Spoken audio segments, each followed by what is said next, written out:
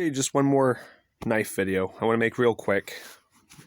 Difference between small game and big game. Generally with a knife, not very much.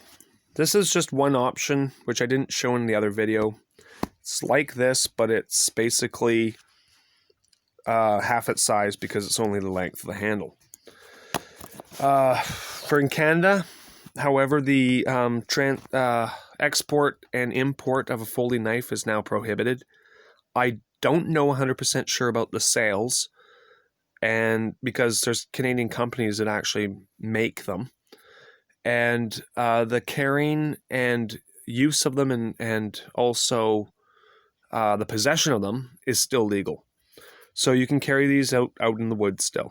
What I like about them is that if you need to with one hand, because you injured the other hand, you can still open them with one hand. The other thing I like about them is you can always tweak it and open it that way. So it's, even if your thumb was broken, let's say I broke my thumb, broke my other hand, you can always like get it open. So try and get one with the little tangs on them. And also, if you're gonna get a knife, see if you can fix it. Should have a hex head like Allen keys or a screwdriver, anything that you can take the knife apart. If it's riveted together, don't bother buying it. Don't even bother. It's going to be garbage. So now this knife blade might not last me very long, but it's lasted me long already. It's done its job. But for small game, big game, if you're going for squirrel, scissors might be your option.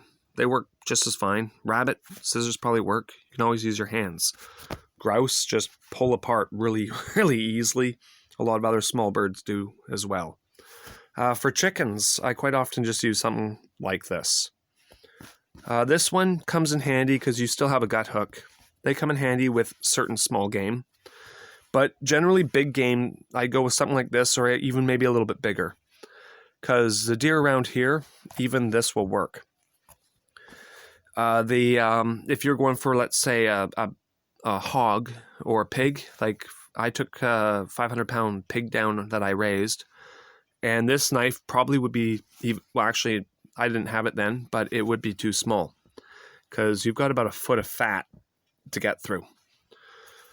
So those are things to consider what you're actually taking. But for around here, this would be as good right up to seal and sea lion even, which we don't really hunt around here unless you're native. But it's still just as effective. So the small, big game, generally speaking, not too much of a difference. These are approximately this is a 4-inch blade, so this is probably 4.5 inches. Haven't actually measured it, don't know for sure. One folds, one doesn't, so you get the compactness.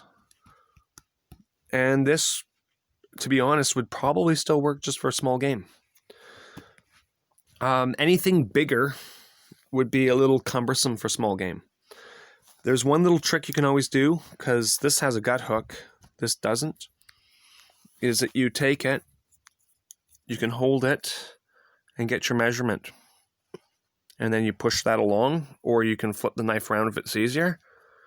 Take your measurement that you want, hold it in, and slide your fingers along. And that also works. So gut hooks for some are definitely overrated, but I just like them because it just saves you from doing this pinching method and whatnot. I can just basically cut a little incision and then run this in there and just makes the job easier. And for protection in Canada, basically you can protect yourself against wildlife and dogs, all that, but you cannot carry a knife for the purpose of protecting yourself against people.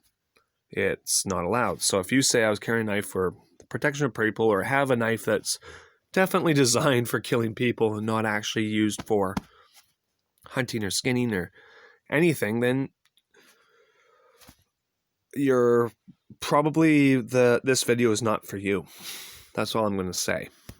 These are basically for hunting and for deep woods applications and survival.